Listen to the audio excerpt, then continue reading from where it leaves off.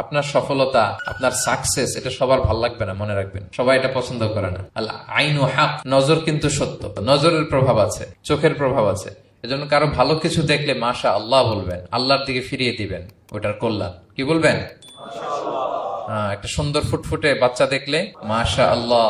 কারো সফলতা দেখলে, কারো ফার্মে গেলেন, বাগানে যেয়ে দেখলেন ফল মূল ভর্তি, কি বলবেন? মাশা আল্লাহ। বিসমিল্লাহ মাশা আল্লাহ বললে এটাতে আর ক্ষতি হয় না।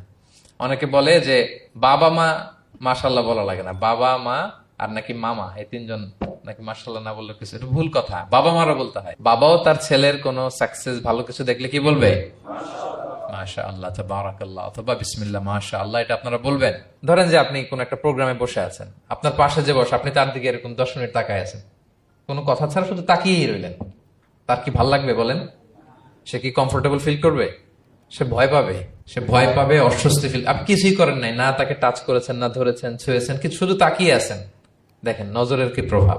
আল্লাহ আইনু হক, নজর সত্যি। এজন্য কারো সাকসেস দেখলে আমরা সবসময় যেন মাশা